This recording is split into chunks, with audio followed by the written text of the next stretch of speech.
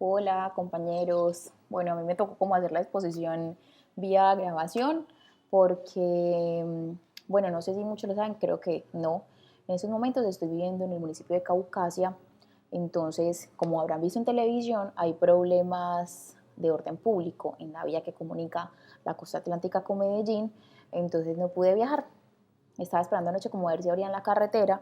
Tampoco puedo viajar por avión porque el fin de semana pasado se me quedó la cédula en mi casa allá en Medellín. No me dejan subir a ningún aeropuerto sin cédula. Entonces, mi única opción era pues bus, pero las carreteras están cerradas y dan paso ocasional, pero los guerrilleros dan bala por todo lado y ahí sí me dio como mucho miedo porque la verdad el paso está muy peligroso. Pero bueno, entonces yo voy a continuar con la exposición que venía haciendo Esteban acerca del contrato de prestación de servicios en el sector público y el foro de maternidad en ellos. Bueno, el contrato de prestación de servicios tiene unas claras diferencias frente al contrato de trabajo. Un contrato de trabajo tiene tres elementos. La prestación personal, o sea, eso es énfasis que es una prestación personal del servicio. Remuneración por esa actividad. Y el elemento de subordinación, que es el que ejerce el empleador sobre el trabajador, dando órdenes, fijando horarios, estableciendo reglamentos sobre la persona, estableciendo las condiciones de cómo, cuándo y cuánto tiene que desarrollar durante el vínculo laboral.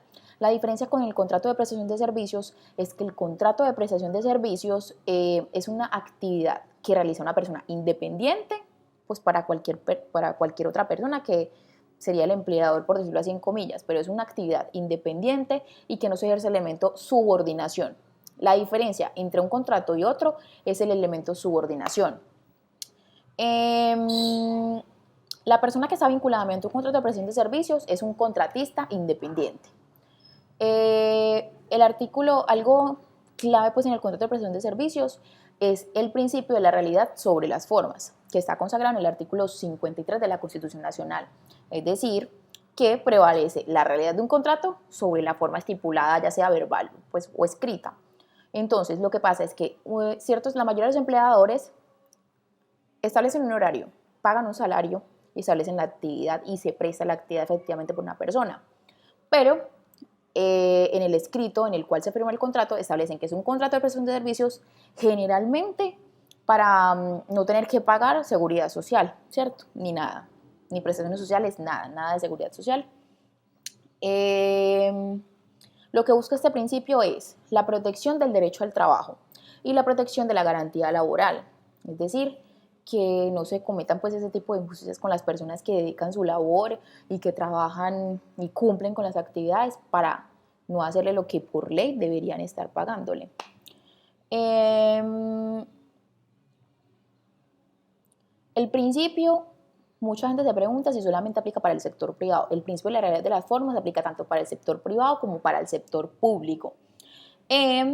Lo que busca entonces este principio es generar una igualdad entre quienes laboran por contrato de prestación de servicios y quienes laboran en un contrato común y corriente, ¿cierto? ¿Qué tiene que hacer una persona que trabaja, un contratista, para demostrar que efectivamente hay un contrato laboral y que cumple con todos los requisitos del código? Lo que tiene que hacer es, bueno, cumplir con los mismos elementos, demostrar efectivamente con material probatorio que se está haciendo la prestación personal del servicio, que tiene un salario, es decir, con la nómina o con los recibos de caja, algo así, que le paguen, con eso demuestra el salario. Y la subordinación.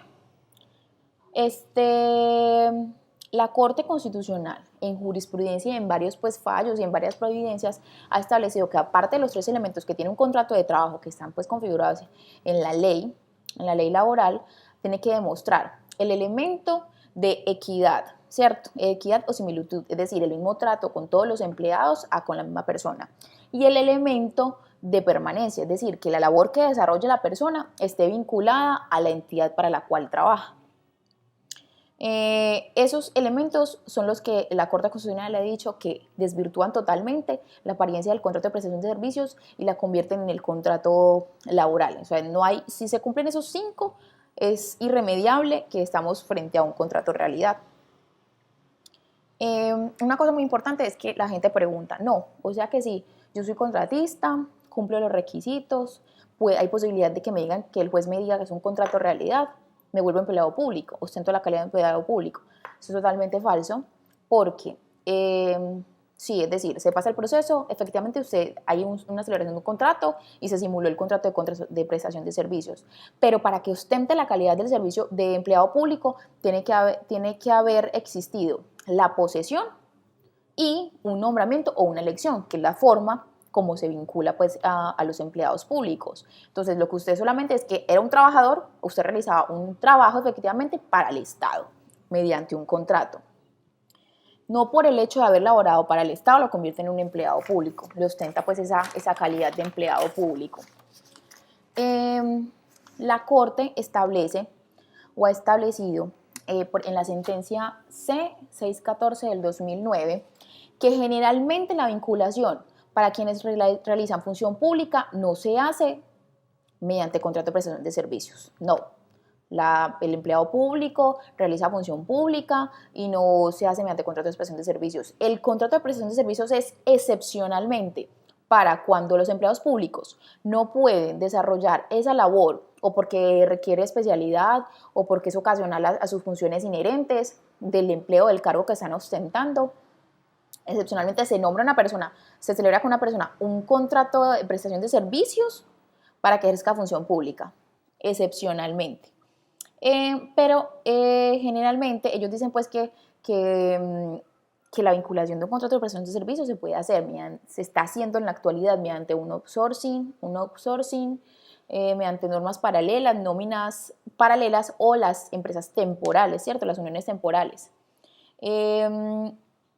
Y eso claramente genera una violación al sistema de carrera administrativa, por lo cual atenta contra la meritocracia, por los concursos, y es una figura que no es ilegal porque la ley lo permite, la Constitución permite y la ley permite en el contrato de prestación de servicios, no es ilegal, pero es abusiva, porque se desconoce totalmente las garantías de un trabajador, los derechos y los que causa mes a mes y pues, las prestaciones sociales que cada trabajador tiene. Bueno, cuando un contratista quiere demandar para que se le declare que es un contrato de realidad, pues un contrato de trabajo, ¿qué puede ganar un contratista una vez se le declare que es un contrato de realidad? ¿Qué puede ganar? Él puede ganar que se le reconozcan las prestaciones sociales, que la cotización a la seguridad social sea compartida con el empleador, porque como él era contratista venía cotizando solamente la seguridad social. En cambio, si se declara el contrato de realidad, se parten las cotizaciones, ¿cierto? Los perjuicios que se determinen los perjuicios que se determinen en el proceso, la devolución de las retenciones en la fuente sobre esos honorarios, los percibidos, el reajuste salarial al valor que ostentaba en el cargo, o pues sí, los perjuicios que se demuestren.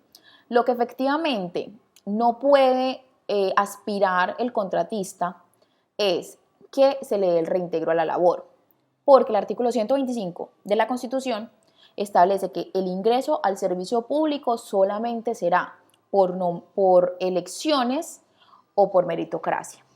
Entonces él no puede pedir el reintegro, se le adeudarán pues las prestaciones, se le reajustará el salario al cual, el cual ostentaba, igual el juez determinará pues en la sentencia que era lo que tenía derecho con el contrato de realidad.